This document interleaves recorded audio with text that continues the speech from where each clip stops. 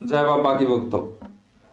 आलोचक बाबा साहित्य की एक और रचना लेकर आज आपका शामी है। आज की साहित्यिक रचना है विश्वावा शिंबोर्स्का की कविता द जॉय ऑफ राइटिंग, लिखने का मजा। विश्वावा शिंबोर्स्का 1923 में पोलैंड में जन्मी थी और नात्सी रूल के दौरान, फर्स्ट वर्ल्ड वॉर के दौरान उन्होंने पोएम लिखनी शुरू करी। इस वजह से उनका लिटरेचर के ऊपर उस टाइम के हालात का बहुत गहरा प्रभाव पड़ा। उनकी ज्यादातर पोएम्स युद्ध और आतंकवाद के थीम के ऊपर हैं। कई सारी poems illogical point of view से भी हैं। इलॉजिकल तो नहीं, स्ट्रेंज पॉइंट्स ऑफ व्यू से हैं।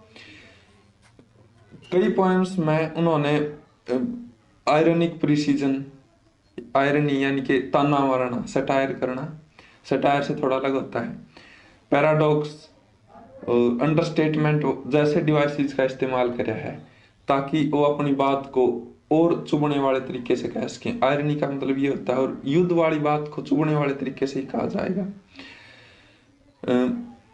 इस पोएम का theme, the Joy of writing का थीम है आर्ट की इमोर्टैलिटी, और एक थीम है फ्रीडम ऑफ एक्सप्रेशन। आर्ट की इमोर्टैलिटी यानी कि आर्ट जो है एक बार बनने के बाद वो कितने ही जनरेशंस बीत जाएं, डिके नहीं हो सकती, टाइम का उसके ऊपर असर नहीं होता।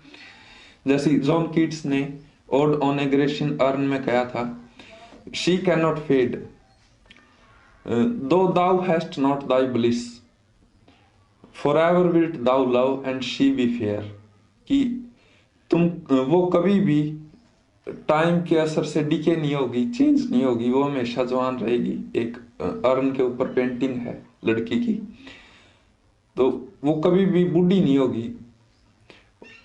For ever wilt thou love, तुम हमेशा उससे प्यार करते रहोगे। एक तरफ लड़का है, वो दूर है, कि वो तुम्हें कभी भी नहीं मिलेगी, लेकिन वो कभी बूढ़ी भी नहीं होगी और तुम हमेशा उससे प्यार करते रहोगे। तुम्हारे मन का जो प्यार है वो भी इमोर्टल है, वो कभी खत्म नहीं होगा।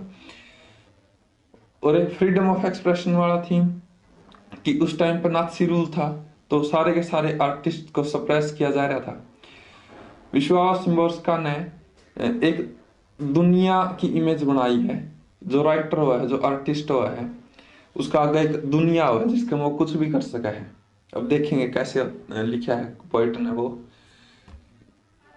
अगर नाथसी लोगों का रूल है आर्टिस्ट के ऊपर, तो आर्टिस्ट का रूल एक दुनिया के ऊपर है, और नाथसी भी उस दुनिया का में एले हैं। तो वो जो आर्टिस्ट है वो उसकी फ्रीडम सप्रेस नहीं हो सकती।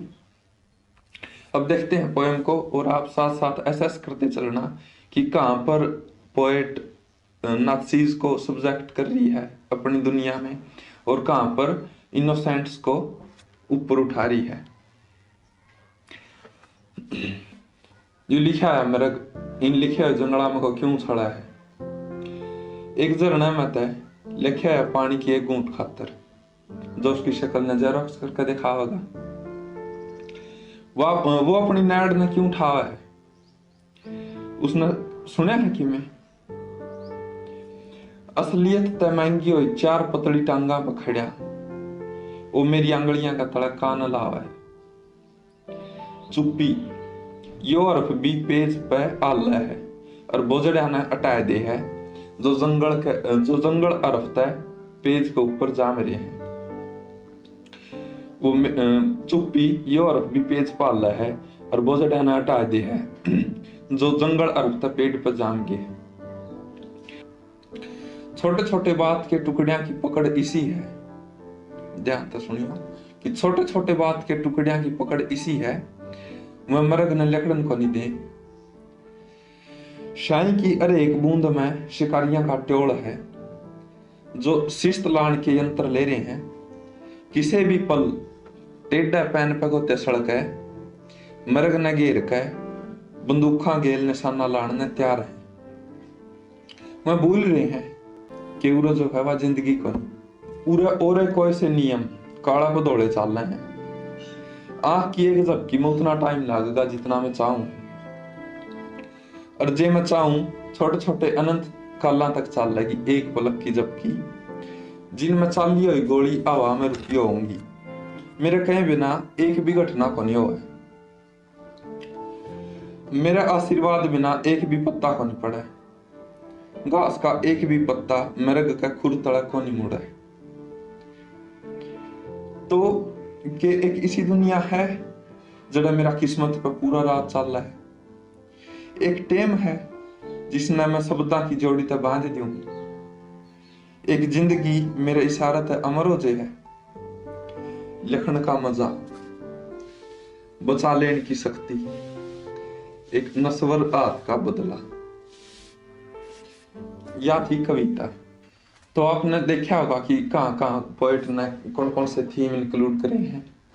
जैसे एक लाइन है कि घास का एक भी पत्ता मृग का खुरतड़ा को नहीं मोड़ा है। इमेज ऐसी है कि राइटर ने एक दुनिया बना दिया आपके अपना सामने। गोली चल रही है, हवा में है और हिरण का लागण वाली है, लेकिन टाइम रुक जे है। हिरण का खुर तले रुकदा तले दरदा दरदा रुक जे है टाइम में। घास के पत्ते मुड़दे मुड़दे रुक जे हैं। आगे जो पॉइंट चाहेगा वो ये होगा।